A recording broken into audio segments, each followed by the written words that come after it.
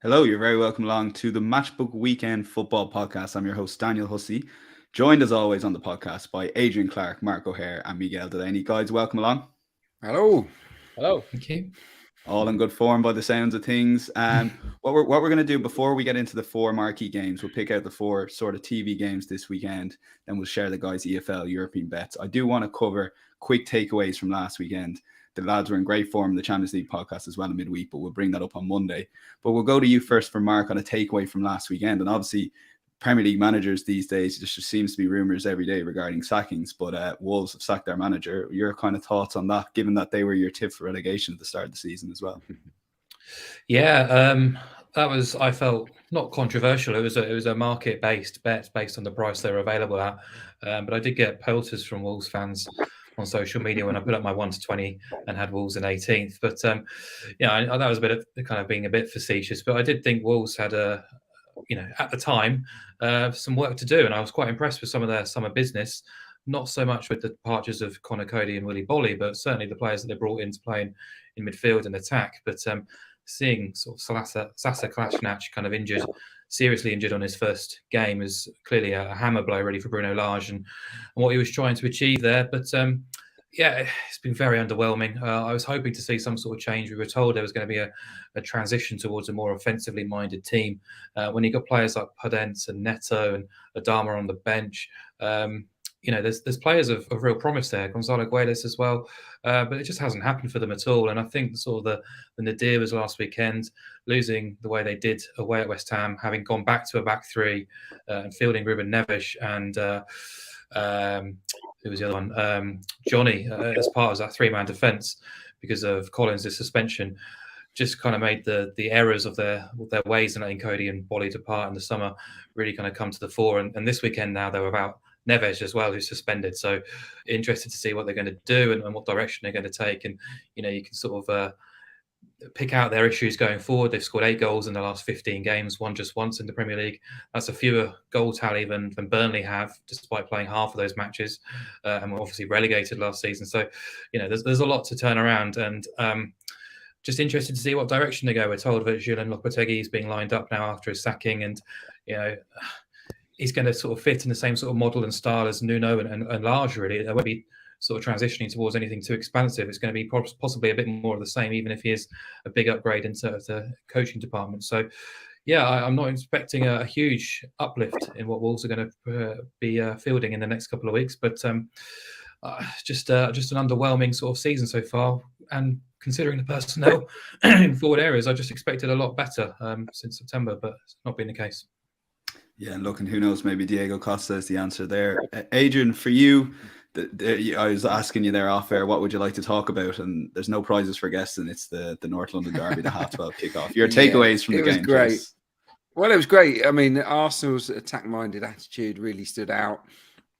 Obviously, they're up against an exceptionally passive Spurs day, but I did admire the way Arsenal took to the task with relish. They really did sort of tear at them every single time they had an opportunity to do so, and I'm all for that style of play, even if it does occasionally leave the door open to a counter attack. So we're going to talk about Arsenal Liverpool very shortly, but that game has a very, very exciting feel to it. As for Spurs, I think that it's going to be tough for them at Brighton as well, because if they play that way and allow Brighton to sort of control the game inside their own half, I think they could be in trouble. So I was really unimpressed by Spurs, particularly the lack of time they spent in and around Arsenal's penalty area. It's not giving Kane, Son or Richarlison a chance really to show what they're capable of. So moving forward, I think Spurs need to not have a plan B as such, but just have a more broader plan A that isn't just built around soaking it up and hitting teams on the break. Yeah, from one kind of team struggling there, Miguel, and you had listed down Spurs, but we're going to give you Manchester United. Talk us through that crazy game. Like it's almost so disbelief. Watch it, 6-3 it was 9 goals, over 8.5 spans. Do you think about it? Just one, but also the nature of the performance actually emphasizes just how bad the scoreline was. I mean, because I actually went into that game half thinking, I almost fancy United for results, given recent upsurge in form, given how expected Ten Hag to approach the match.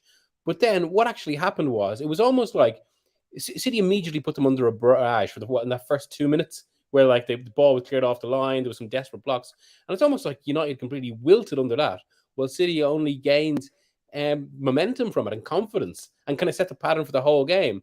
I think that's what most surprised me about United's display. But given that, for all their flaws, I thought that in that 4-game winning run, at the very least, Ten Hag had restored a bit of bite, that they seemed to have recovered that intensity, and that was just completely missing against Man City. I think that was the most striking thing about the game from a United perspective.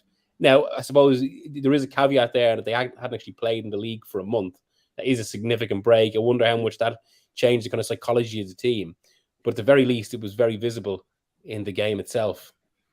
Yeah, absolutely. So listen, we'll get straight into it. We've got 4 marquee games: Arsenal, Liverpool, Brighton, Tottenham, Crystal Palace, Leeds, and Everton versus Manchester United, EFL and European, and best bets, which were 2-1 last week. And if you are listening to the podcast, do leave us a preferential review on your favorite podcast platform. And if you're watching on YouTube, either on the live stream or back, do hit that thumbs up and let us know in the comments your best bet and the thoughts on the lads' bets as well. We're always keen to get some feedback on what the lads are giving out. So let's get straight into it. We're going to go with mostly the TV games, as I mentioned. So this is probably the marquee game: Arsenal versus Liverpool, 4:30 kickoff. Let's take a look at the betting as we have it on the Matchbook betting exchange. Arsenal are 2.7, Liverpool 2.68, ever so slight favourites. The draw available at 3.8. Both teams to score. I don't know if I've seen it as low. 1.55 both teams to score, yes, in Arsenal versus Liverpool. No, it's 2.58. And the handicap is plus 0.0. Draw no bet. Arsenal 1.95. Liverpool minus 0.0 at 1.97. And the goal line is as 3.0 goals. So, yeah, listen, we'll go to you on this one, Adrian. Yeah, look, we've all put, I don't want to give the lads selections away, but there's going to be goals in this game. It's just how do you go about getting that into a bet at a reasonable price? It feels like it, doesn't it? I mean, 1.55. I feel like just back in BTTS now for the fun of it, really. It's quite an attractive price, isn't it? Especially, wait for this, considering the history of the fixture. I mean, the last 6 meetings between Arsenal and Liverpool in all competitions, Arsenal haven't scored. So it's been a team that they've really struggled to break down in recent times. It's not been good performances, and Liverpool have dominated to a certain degree. They've had a lot of very convincing victories. But look, Arsenal, I think 7 straight wins at Emirates Stadium. Absolutely loving it. The ground is sort of vibrant and atmospheric, and that attitude that I touched on at the top of the show, the attack-minded style, is born out of the confidence of where they are in the league. And I don't see them changing. I really don't. It'd be criminal, in fact, if Arsenal did hold back and put that old famous handbrake on. I don't want any of that. I think they might as well just go for it and look to try and, exploit the obvious weaknesses with Liverpool. Obviously, we've got, I think Tsimikas is in at left back at the moment. I don't know whether that's going to change at the weekend with Robertson. Arnold's not in good form. The centre-backs aren't in great form either, Van Dijk and Matip. So if Arsenal can get at them, they've certainly got the players in form to go and score goals. At the other end, do I fancy them to keep a clean sheet? No. I think it's 9 games at Emirates Stadium since they kept a clean sheet. So both teams to score bet is short for good reason. But yeah, so look, anything can happen, I think is where I'm headed with this. I quite like Arsenal on the draw no bet because of the form line. You can get that at 1.93. But as soon as I saw this fixture, it just has the one where you have to go with goals, and it just depends how brave or bold you want to be.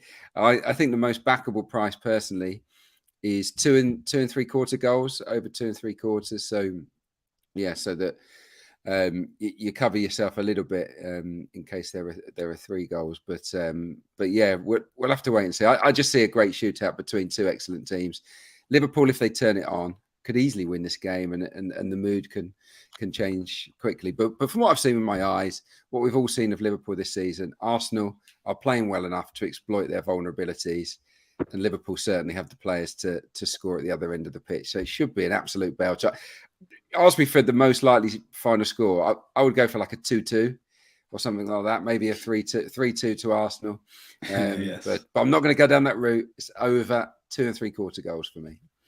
Yeah, Mark, maybe a broader question on betting. When you fancy goals in a game like this, Arsenal versus Liverpool, when you're picking out a selection, how far do you go on the goal line here? Because you're in agreement with Adrian's selection of over 2 3/4 goals at 1.79. But was there thoughts of going higher there, or what was your thinking approaching the game? I think listeners by now know that I'm quite a pragmatic punter, so I'm always looking to start and sort of protect myself, and B, see how far I can push that. So in this sense, it's about protection really, and knowing that if the goal line does end on exactly 3, I'm still making a little bit. I might not be maximizing things, but I'm still making something. I'm not missing out. Whereas if you kind of take the line to 3, 3 is basically your safety net then, and you require 4 anyhow. So if you're going to take 3 for the safety net, you might as well be bold enough and take over 3.5 if you're being ambitious about it. So that's kind of my thought process. It's just about kind of building longer term profits. It might not be the sexiest route to go down, but I just think longer term, you're probably better off kind of banking a little bit as you go, even if you do kind of get that game which ends in a 2-1 either way, which is absolutely probably going to be towards one of the top ends of the correct score market here. And I completely agree with everything Adrian said. Really, I'm going to play devil's advocate for a very short period on Arsenal last week in the North London derby. They were the better team, of course they were, and they were in the ascendancy before the red card. But the game did hinge on a couple of moments, including the red card, but also a Hugo Lloris error as well. So, who knows how the game would have played out had Emerson Royal stayed on the pitch. We don't know really, but I think the final scoreline was, I wouldn't say it was generous, but I don't think Spurs are 2 goals worse off than Arsenal on the best of days. So fascinated to see how they take on this game against Liverpool. Completely different set of challenges. A Liverpool side who switched systems midweek. Klopp was adamant it was 4-4-2. At times it was a 4-2-4. Sometimes it was 4-2-3-1. Third clean sheet in 11. Not the greatest return, is it? But the caveat being it was against Rangers at Anfield. You expect Liverpool to do that. But they're not going to go to the Emirates and be quite as passive or conservative as Tottenham were. So I'm expecting an end-to-end game here. Klopp in his nature is very much attack-minded, and Liverpool are no mugs. They know there is 11 points difference between these 2 teams already. They can't afford to lose this game, and if anything, they need to win this game to claw back any sort of hope in the title, even at this early stage. So I expect Liverpool to come at Arsenal, and as we know, Arsenal are fizzing in forward areas themselves. So very difficult to oppose goals in this game. As Adrian says, it's got a history of entertainment. And I'm just quite happy to kind of back over 2 3/4 goals. I generally thought the line would be 3. So in that regard, I think we're getting a nice kind of way in here. I'm expecting at least a 2-1 for either side. Yeah, Miguel, for you, there's no messing here. You're backing over 3.5 goals at 2.56. Why not? Yeah, for everything the lads have said there, this being such a high-scoring fixture. I think the nature of Arsenal's big 6 games this season, then there's the erratic nature of Liverpool. I think Arsenal will look to go for it. I don't think Liverpool will sit back in the way either Manchester United did or certainly not Tottenham did. And I think all the ingredients are there. I mean, at the very Arsenal's 2 big 6 games this season, both finished 3-1. I probably don't. I mean, that would conform to over 3.5. Probably don't expect it to be a 3-1, but I think it's very easily this becomes a kind of a 2-all, 3-3, 4-3. I think it's going to be one of the most open games of the season. Obviously, even if you want to break it down, whatever about tactical approach, but in terms of kind of how the different components are working, Liverpool's defense, even if they were, because I think we know how Arsenal are going to set up. Arteta's been very clear this season that it's about playing every game on their terms, taking it to the opposition. Even if Liverpool were to be more restrained, well, there's still other questions about that backline. Every time it's been tested this season, it's been breached at least once. On the other side, there's going to be so much space for Liverpool to run into. Klopp does seem to be working with a new system, potentially this 4-4-2 that becomes a 4-2-4. And it's just everything is set up for. In fact, I'm almost talking myself into. I wonder is over 3.5 a little bit conservative. Isn't it? The correct score 2-all, I think, is 12.5 at the moment in Matchbook, and that will tighten those margins, so you could get a decent price pre-kickoff. I'll play it ultra safe, given what the lads have said and Mark have said, and go for the over 2 3/4 goals at 1.79 and lock that in. But do stay tuned for the best bets coming in later on. I won't give too much away there. We'll go to Arsenal's North London rivals, Spurs away to Brighton, and let's take a look at the betting firstly as we have it on matchbook.com. It's Brighton, you can back at 2.86. Spurs, the favourites, at 2.68, and the draw is 3.55. Both teams to score yes is 1.76 with 2.22 no. Brighton is draw no bet 2.04 with Spurs 1.93, and the goal line is 2.5. So we will go to Mark on this one. Mark, this was your game of choice, as in you really wanted to speak about it, and you're expecting goals here at a decent enough price for both teams to score. Yeah, it was either goals or something Brighton based. Spurs are favourites, and I don't necessarily disagree with that. I obviously they are the strongest suit and have the best coach and players available to them. But I did expect the prices to be slightly closer together because Brighton did give a great account of themselves at Anfield last weekend. They're well rested, 4 weeks off, full week on the training pitch with Roberto De Zerbi. They're ranked 4th in terms of points, but also in expected points as well. So their start's been no fluke at all. You turn it around to Spurs, turned over in the derby, then a 0-0 at Frankfurt. Yes, they played pretty well for the most part of that game, weren't able to score, but 2 relatively tough, energy and emotionally sapping games, you could say. And Antonio Conte's not been resting and rotating too much so far this season. He seems really reluctant to use at least some of his wing-back available options. And that might catch up with Spurs at some point, possibly this weekend, possibly not. But they have only won once away from home all season, and that was at Nottingham Forest. So, kind of talking my way into sort of backing something Brighton-based here. The reason I'm not going to is just because it's very early days in the De Zerbi era. I'm a big fan of his from his Sassuolo days, but it's just normally my rule of thumb to kind of let things settle a little bit and try and get an idea of how Brighton are going to set up and approach games going forward. Certainly, we've got a few clues last weekend, and I think it's probably fair to say Potter preferred more kind of control. De Zerbi will be more adventurous, more risk-taking. He likes to kind of draw teams on and then hit them in transitions and utilise the flanks very well and overload teams that way. But I do think tactically, fascinating subplot here because Spurs, as we know under Conte, do like to play in counter-attacks and transitions. But I think Brighton will look to take the proactive approach here, and that might well give Tottenham an opportunity to come to the party, I guess, because they played a pretty defensive Frankfurt team in midweek and kind of allows them to cut loose a bit, really, when possession is turned over. And I guess the other reason is Brighton's home record in terms of winning matches is pretty poor at the Amex. They've had a decent start this year, but go back to 21-22, they've won just 11 of the last 41 home Premier League games, which isn't really good enough. So for that reason, or for all those reasons, I've decided to go down the goals route. As I say, De Zerbi, by standard, just tends to get his team playing forward-thinking football, loves to attack, loves to score goals. I think he's got plenty of players of ability in forward areas to cause Spurs some damage here. And ultimately, Tottenham, I'd back that forward line, regardless of what's happened in the past week, to score against any defence in the world. And I'm going to back both teams to score here because I think 1.79 is a very nice price. I was looking at Brighton drawing a bet, or possibly Brighton plus a quarter, but this price appeals more than either of those two options. It's landed in 6 of Spurs' 8 Premier League games already this season. I expect them to score. At the moment, I don't have a huge amount of faith in that defence.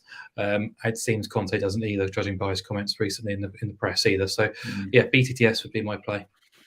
Yeah, thoughts with Matt Doherty there getting called out a little bit by his manager in a press conference. Not definitely not ideal. Yeah, it's absolutely brutal. Miguel, you're in agreement on the both teams to score angle. Conte Spurs at the moment, where are you with them? Like they seem to be just decent start to the season, at least results wise, but last few weeks it's kind of petered out a small bit. Yeah, that's it. I mean, and I suppose most of all, I've been struck by just how withdrawn he's gone, really, in pretty much all of his game. Right up. I mean, they did need a win against Eintracht Frankfurt in the Champions League, and it was quite a supine performance. Now, actually, we should mention, I suppose, that this game is going to be framed by something far more important than football, given that one of Conte's assistant coaches sadly passed away. It's led to his media duties being called off. So I mean, Spurs themselves will have, far bigger concerns. It's obviously a very sad frame to the game. I suppose the reality for players is they have to play through it. Brighton will. It could be more about as well in that regard, just in terms of how De Zerbi is kind of instilling an approach on his side. they do seem to be adapting very quickly. I suppose this is one of the advantages with how Brighton go about business. I think we mentioned it last week in terms of it's almost as if they not escalate, but they evolve with every single appointment. Obviously, Potter was completely different to Houghton, and it's always within the same framework, but it's a step forward again, and it's because of that. I do think this is going to be, regardless of what Tottenham do, I think this is going to be an open game. I think results like that against Arsenal mean it's difficult to have too much confidence in Spurs' defence right now. I think Brighton will score, but equally, because of the way Brighton play, because Spurs still have those attacking weapons, I think both teams to score is a very good bet for this game.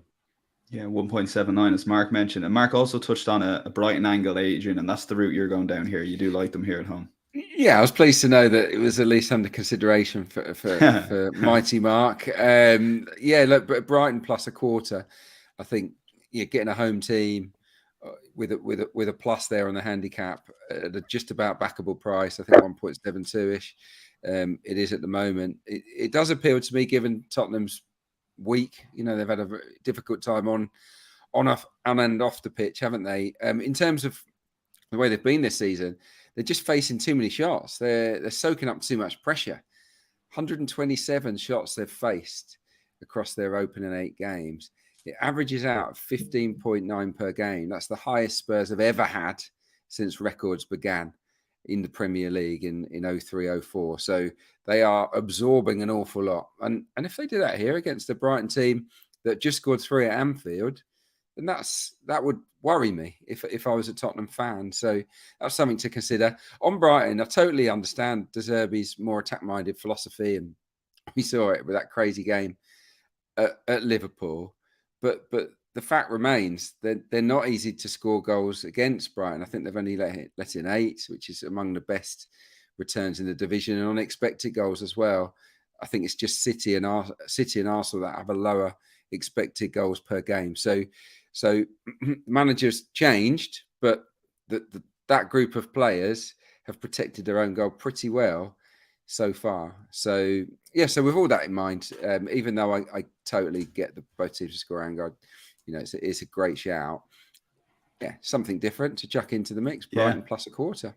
You always do well, Adrian, when your bets aren't picked, like Chelsea over 1.5 in the week. I am conscious of that.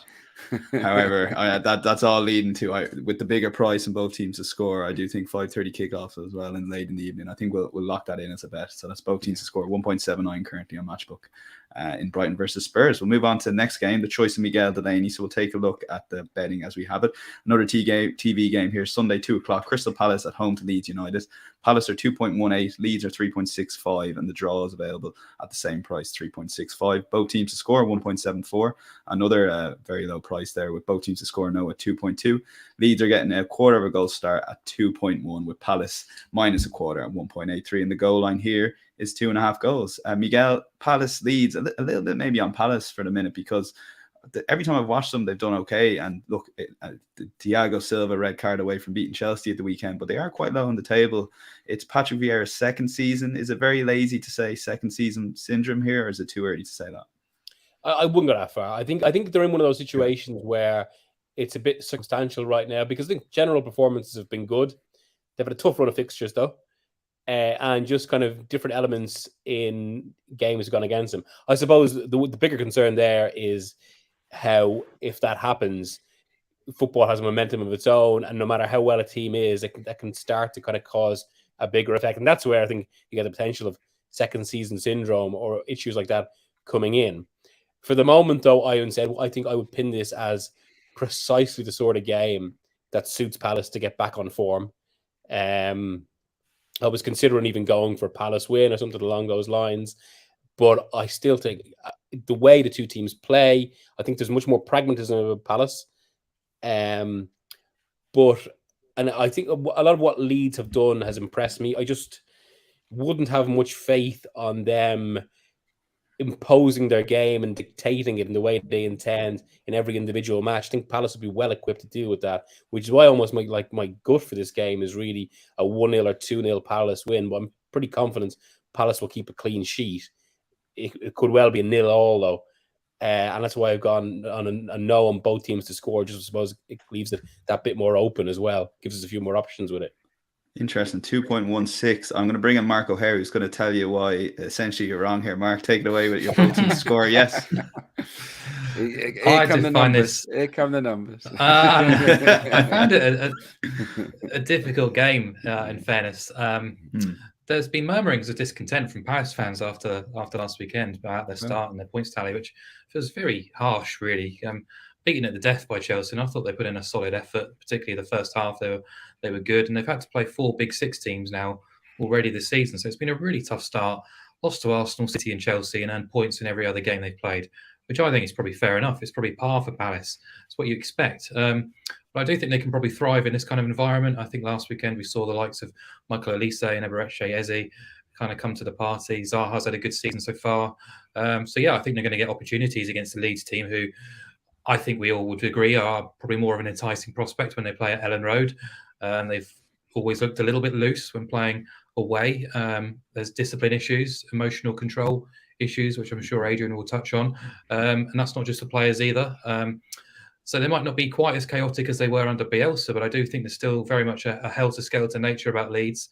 I know Sinistera is now banned for this, but if you look at the injury or availability list, most key players are now fit and available. It's only Stuart Dallas of their probably first choice 11 who has been sidelined for this weekend. Palace possibly without Anderson as well at centre half, and Leeds have Bamford fit and available, even if he has started on the bench recently. So, yeah, I think I'm happy to back both teams to score here, just because Leeds have scored in 6 of 9 away under Marsh, ultimately recorded just 2 clean sheets on the road since the start of last season. Palace, who I was also considering as a bet at the price, they have only won 8 home Premier League games under Patrick Vieira, 8 of 23. They've scored in 18 of those 23 and managed just 1 clean sheet this season. So this term alone, these 2 teams have scored in 5 of 7 Premier League games.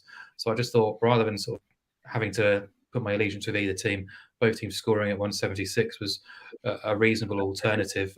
Palace are due a win, it has to be said, but that win record at home, it's kind of skirting towards Brighton levels of inability of kind of proving their promise and turning it into points, really. So just kind of scared me off, really. But I'll be honest, it's not a game I'm going to be having a huge betting interest in.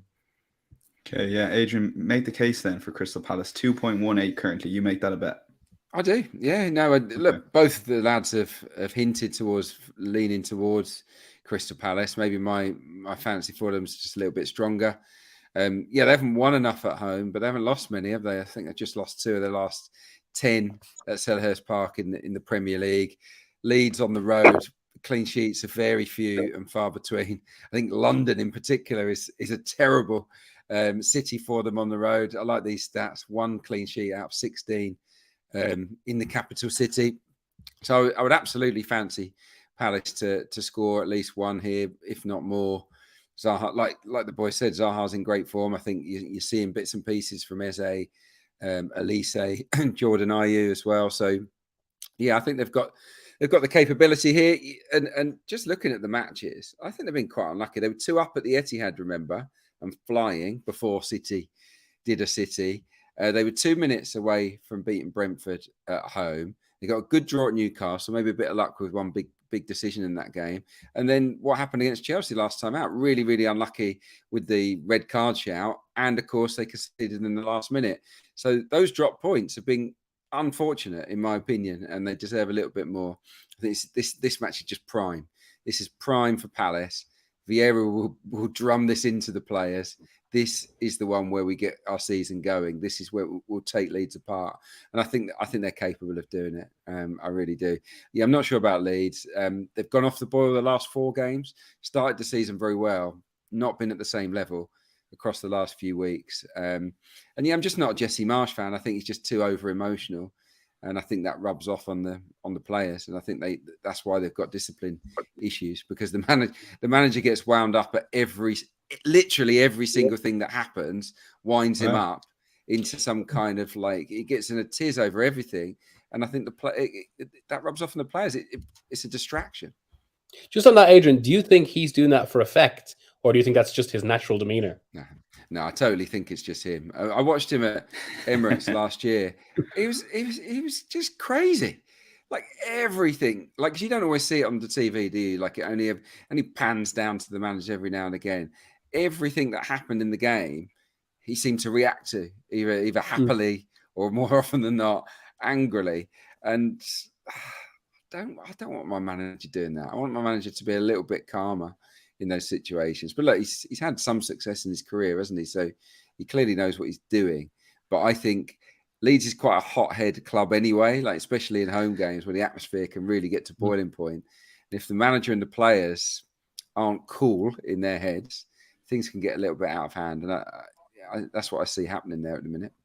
Yeah, it's a fine line there. I know a lot of Leeds fans that are massive fans of what he's doing there. So it'd be interesting to see how that relatable to the fans, isn't it? Because he's behaving like one.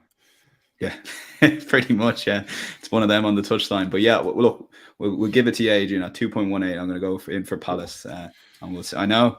Didn't expect that. Yeah, there you go. Well, it's hard between Miguel and Mark are two different ends of the spectrum on the both teams to score angles. So Crystal Palace 2.18. We think it's a decent price there. We're going to lock that in. So final game. And to be honest with you, I'm really looking forward to this novelty of a Sunday 7 o'clock kickoff due to that European rule. And I don't know how BT managed to sneak this game in for 12:30 initially. But anyway, it's been moved to 7 o'clock on Sunday on BT. Everton are 3.85 on Matchbook currently. United 2.08. Draw available 3.75. Both teams to score. Again, another low price of 1.71. And the handicap, Everton are getting half a goal start at 1.88. And United starting at minus 0.5 at 2.06. The goal line here is 2.5. So, Adrian, straight back to you on this one. And I'm going to get Mark's thoughts on Frank Lampard and what he's doing there. But talking to a lot of Everton fans, he's definitely building something at Goodison Park. Yeah, I think so. Yeah, they've shown a bit of resilience, haven't they? They're hard to score against. Unbeaten in their last 6, which is no mean feat. So he hasn't got a great squad, let's be honest. I think it's been improved with Cody and Tarkovsky and a few of the signings, but it's still a solid but unspectacular group of players. And I think that they're doing as well as they can do at the moment. The goalkeeper's been in unbelievable form, Jordan Pickford. That's pretty bailed them out a little bit, but still, they've got that confidence going. And having watched Mannequin United at Manchester City, they'll fancy their chances, won't they? Because they didn't fancy it last weekend. Miguel, touched on it. They didn't move. The attitude stunk the place out in that first half. They wanted to be anywhere but on the pitch against Manchester City. They were static, passive. The shape wasn't even the right shape. They were leaving huge holes down the middle. I just thought it was, I thought 6-3 was unbelievably flattering to Manchester United come the final whistle. The margin of victory should have been much, much wider. And look, the bottom line is they've lost 8 of their last 10 away games, Man United, in the Premier League. Yeah, they got the 1-0ers at Leicester and Southampton under Ten Hag. We started to think that they fixed things. And I'm not saying he hasn't fixed things. What we saw at City was a red flag, wasn't it? It was an alarm bell. So it's turned me off of them here. I think that going low with goals is the obvious call here. I mean, Everton matches at Goodison this season are averaging 1 a game. So if you can get unders, I totally get that. It has the look of that, but at the same time, I don't think Everton will get a better chance, especially with United travelling quite a long way in midweek. So they're playing tonight, aren't they? Cyprus, yeah. So not the. I've done that journey on holiday a few times. It's not, it will take a little bit out of the players. It's a late night, so I just think there's an opportunity here to back Everton and the draw at a good price, 1.88. This is an Everton team that's on a decent unbeaten run against a Man United team that could be good, or there's as much likelihood that they will be bad in this game, in which case Everton won't lose the match. So Everton plus half a goal at 1.88 would be my selection, but the unders is the obvious shout, I think. Yeah, Miguel, maybe go to you on this one. You're looking at the unders angles here, but tell us a little bit about Frank Lampard. You were obviously a big critic of him at Chelsea, and to be honest, most people were, and ultimately that was proven correct, as much as something can be proven correct. However, watching Everton, and he's just building something. Is he potentially the perfect fit for a club like Everton, and this is the perfect Premier League club for Frank Lampard? Well, one thing that's particularly impressed me about Lampard, and I was I doubt him a lot. I was a cynic. Don't think he's suited to. Well, I suppose ultimately, I think he's got the managerial ability right now to be a Chelsea manager. Some of that is actually around the way he plays. Even at Chelsea, even think some of his best successes, like when he got results against, say, Mourinho Spurs, it was actually it wasn't based on what he said he was about, which was a kind of a high pressing, proactive game. It was actually based on reacting to the opposition. And that's where most of his best results at Chelsea came from, including actually beating Manchester United in the FA Cup. And I think that's why that's one reason why he's fitted very well with Everton and where they are now, the players they've got, where it's about kind of responding and digging in. And I think from that as well, he's actually done a very good job of stoking the emotions around the club, and the fans have reacted to him really well. So there's suddenly actually, from a situation where it did look like a few months ago, as we went into the end of last season, it looked like Everton were certainties for relegation and maybe a lot of bigger problems given the financial situation, and also that Lampard's own managerial career was going to tailspin because it was another failure. And instead, we're into a situation now where they have the potential at the very least to be an obdurate mid-table team. There's some good ingredients there, and again, just as Adrian was saying there, it's because of that, and I think because. What did Manchester United do after their last humiliation? I mean, to be fair to Ten Hag, they came out at Liverpool game after defeat to Brentford, really wanted to make an emotional point. The intensity that had been missing against Brentford was there against Liverpool because of the scale of the embarrassment against City. And I would completely agree with Adrian that they were flattered. I think there'll be a response in this game, and I think this would be I don't want to say a hard watch, but it will be a game that will be based on physical application. Yeah, I agree. Good way of putting it, I think. Yeah. Mark, a little bit on Frank Lampard, because I do want to get your thoughts as well. And you've also been critical, particularly what he did at Chelsea, to be fair, but you're quite harsh on him as well at the end of the season at Everton. He did, I suppose, kept him up, although his record wasn't great. But are you impressed with how he started the season, given that they do have the best defence in the Premier League? Which is a big surprise. They're level on points with Brentford, and they're also level on points with Liverpool as well. So, yeah, I'll give him some faint praise in terms of whether he was involved in recruitment or it was someone above him. I'm not sure, but certainly the moves that they've made for Cody and Tarkowski have come off very, very well. You could say Onana as well, more of the big money signing, but he's fitting into that team brilliantly. The praise I'd give Lampard is actually reshaping Iwobi into the midfield marauder that he has been, which has been a quite a surprise, really, but that's worked out really well. What I would say is early season results are prone to a bit of variance, and Everton have been getting a bit more bang for the buck, really, in terms of what they've produced on the field. And Adrian touched on it. Pickford's been exceptional between the sticks. If you look at the expected goals figures, Everton should have conceded 13. They've only conceded 7. If you look at the underlying numbers, they've lost the non-penalty expected goals battle in 7 of their 8 games. And in terms of expected points, Everton are second bottom. So they are producing more than they probably should be right now. And that suggests that around the corner, there could be a couple of hiccups along the way. Unless Pickford continues to star and they continue to make the most out of their sort of few opportunities that they are creating, because there's not a huge amount going for them in forward areas. And yeah, I would just echo everything that the lads have said already, really. This is a tough away game for United, regardless of those statistics and numbers I've been reading out about Everton. At Goodison Park, they tend to come to the party when it comes to Big Six opposition. Last year, they were in 3 wins, 1 draw, just the 2 defeats at home against the elite opponents. They lost just one of those games by multiple goals. They've already held Liverpool here, lost narrowly to Chelsea on the opening day as well. Adrian touched on United's poor away record as well. But also I looked at sort of United's performances away at Leicester and Southampton, where they won the matches. They weren't entirely convincing, and those matches were pretty drab affairs too. So my inkling was to get Everton on side in some way or form, and I think plus half a goal is fair enough. But actually I sort of took a step back and thought, this is probably going to be an ugly game to watch as a neutral, not one I'm kind of bursting to watch. But I think under 2.5 goals is absolutely fair enough. You can take it to under 2 3/4. And to me, just taking the goals approach and opposing goals, it's not going to be the most enjoyable bet to cheer on, but I just think it gives you a bit more range on your side. If United were to pull off another 1-0 narrow win, as they did at Leicester and Southampton, we're getting paid out. If Everton sneak a win, we're getting paid out.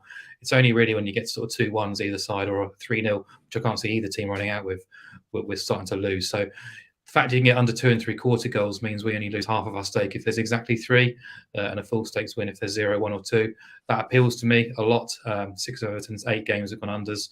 None of them have gone over 3.5 goals. So at worst, you're looking at possibly half stakes loss if there's exactly 3, which has only happened twice in Everton games.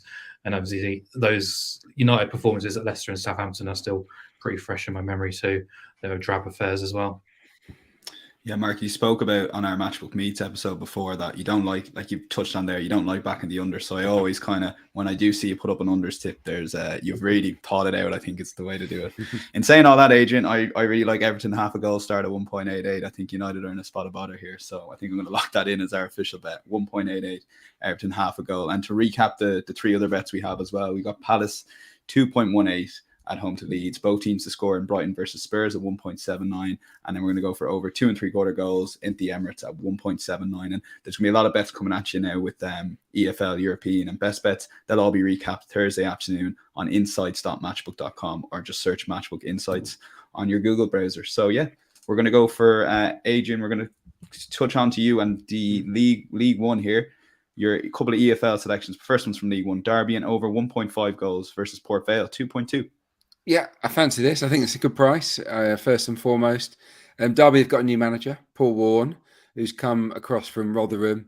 Very likeable guy with an excellent record with Rotherham. He's got numerous promotions out of League One with them. And I think it's a good appointment for Derby. They started well at Cambridge United last weekend. My dad was there, so he's given me the lowdown. He said they were excellent in the game, and yeah, just better pressing, getting the ball forward a little bit earlier. They've got really good players for that level, Derby County as well. So they're up against a Port Vale team, just 1 win in 6. All of their away games, Port Vale have gone over 1.5 goals. As for Derby, 4 wins from 5 at home before the sacking of Liam Rosenior. So home hasn't been a problem.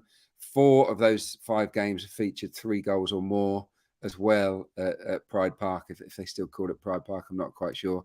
So yeah, I just think Derby will be overwhelming favourites to win, and I think they're more than capable of winning by a wider margin than 1-0. So yeah, 2.2. I'm all over that. And when those that are looking at their League Two on their match coupons, perhaps on a Saturday at Matchbook, and they look at Colchester versus Harrogate, it's 22nd versus 21st in League Two. Most people would just say we won't bother with a bet here, but yeah, you're going to go with unders here. You might as well take advantage of 2 poor teams. Leapt off the page, it really did. Yeah, I'm a bit of an EFL geek, so I sort of know who the exciting teams are, who the ones that struggle to score goals are. And Harrogate this year, they've gone from being a really attack-minded team to being terrible in front of goal. They've blanked in 7 of 11 games. I mean, I've played some bad teams, but I can't remember blanking as often as that. So that's not good for the confidence. Colchester have had 4 shutouts as well. So neither team are exactly full of goals. Well, they're 2 of the lowest scoring teams in the division. Harrogate have got 7 in 11. Colchester have got 8 in 11, so less than a goal a game. Colchester have got a new gaffer, Matt Bloomfield, the Wycombe Wanderers legend. So you don't know what's going to happen there. I think they won his first or second game, so he's off to a decent start. But yeah, as you touched on, this is bottom end of the table, only 1 win each. It's nervy. It's a big game for both.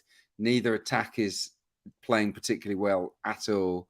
It just has the look of a really scrappy, ugly 0-0 or 1-0 either way, maybe a 1-1. I can't see that many goals. If you look at the average match average as well, Harrogate matches average 1.9 goals and Colchester United average 2.18. So all in all, everything points towards unders here, and I think it's backable at 1.83.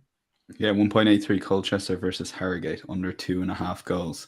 We move on to Mark O'Hare, European Bets, and lo and behold, we have another League On goals angle. And Mark, I don't want to steal too much of your thunder. This is one of his selections in Insights. You can check the other one out at insights.matchbook.com. But the stat that leapt off the page to me, and you can correct me if I read this wrong, Montpellier matches have featured 40 goals in their first 9 League On games. Is that correct? Yeah, 4.44 goals per game on average. Yeah, it's a huge total, and it will obviously level out as the season progresses. But Montpellier goals just tend to be rife in their games, and that's down to their head coach Olivier Delolio, who was previously at Brest, and he's since taken his kind of expansive, open, attack-minded approach to Montpellier. And with Montpellier, he's got so many attacking weapons to work with. They really are a match for most teams in the division. Only PSG have scored more goals through the first 9 match days. You've got Teji Savanier, who's a really exciting playmaker, real ability on the ball, set piece extraordinaire as well. Very hot-headed, but when he is on the field, he's very, very influential. You've got Eli Wally, a young striker who's making his name, scoring 5 goals already. Wabi Kazri, who Sunderland fans might remember from his ill-fated time in the Premier League, but he's arrived in the summer. So they're stacked with invention and ability and creative qualities. But ultimately, defensively, they are a bit of a rabble. Injuries haven't helped, but they've basically been unable to field a solid or stable backline all throughout the campaign so far, and only 3 teams have conceded more goals to them so far this season. So, in terms of those first 9 matches, they've scored twice or more in 6. They've conceded twice or more in 6. Both teams have scored in 7 of 9, overs in 8 of 9, and even over 4.5 goals has landed in 4 of those 9 games as well. And as I say, 4.44 goals per game on average. And they're playing a Monaco team who arrive in really good form, 4 wins on the spin. Destroyed Nantes 4-1 last weekend. Wissam Ben Yedder scored a hat-trick. They've scored in every game. They've recorded just 2 clean sheets. But 6 of 9 games have gone overs as well. Expect them to possibly score a couple of goals here, but I don't fancy them to keep a clean sheet. They're involved in Europa League action on Thursday night. They are at home, so not the biggest sort of travel or fatigue-based issue there. But they just got goals in that team. Kevin Volland is fit again. Alexander Golovin is there. Bril Mbolo. I mentioned Ben Yedder. Minamino is an option as well. They have conceded in all 5 games against the top half so far this season. So I expect both teams to score. I expect over 2.5 goals. We can get the over 2 3/4 at a nice price of 179. If you put the 2 teams' records together so far this season, 14 of their 18 matches combined have seen overs, and 14 of the 18 games have seen both teams scoring as well.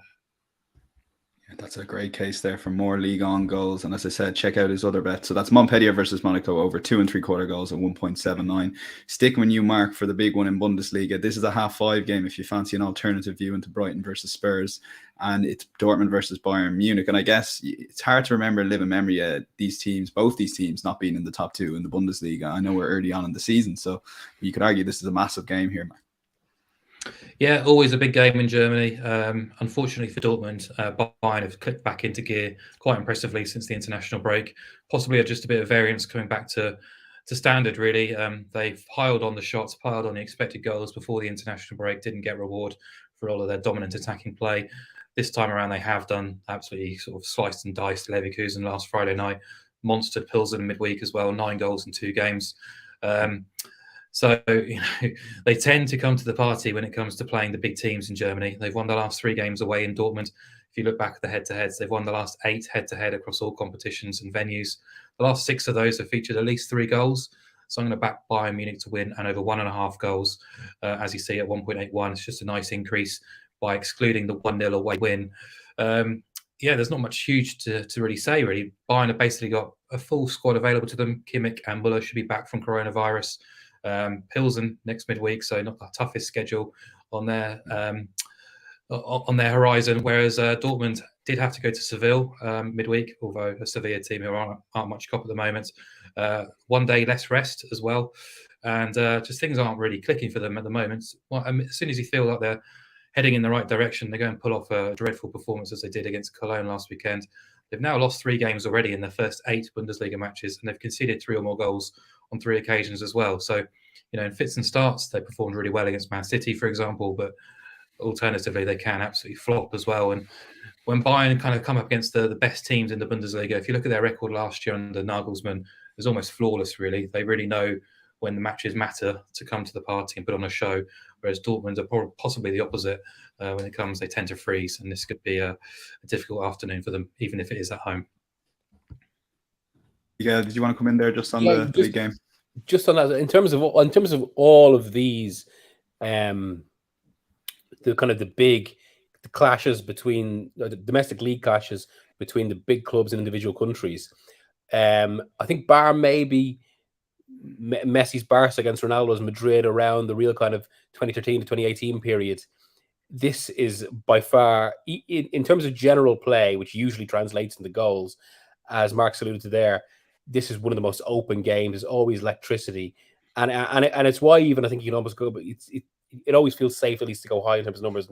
Actually, I meant to put this in as my own European bet, just because I think this game, the amount of chances it will produce, and with the form the two teams are on now, Dortmund have been a little bit kind of, they found a little bit of verve again.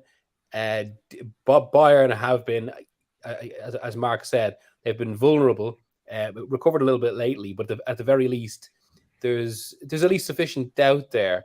I think that you wouldn't exactly be banking on a classic kind of a classic Bayern shutdown in this sort of game. In fact, one of the few they've managed in recent years, I think, was that one that would just after football came back, when the Bundesliga was first back, and they won 1-0. Kimmich scoring a chip against Dortmund in that game that essentially sealed the Bundesliga just when the eyes of the world were on it, because it was the only league back. But other than that, these are open games. I think the specific circumstances make this an even more open classicer than usual. And yeah, I would completely back that. And Miguel, what game would you watch at 5:30 at interest on Saturday? I mean, it's because you've got Milan Juve as well. It's one of those weekends where there's a few coming together. I think that'll be a multi-screen job, to be fair. Laptop one side, TV another, and then maybe an iPad. Yeah. So you end up watching none of them.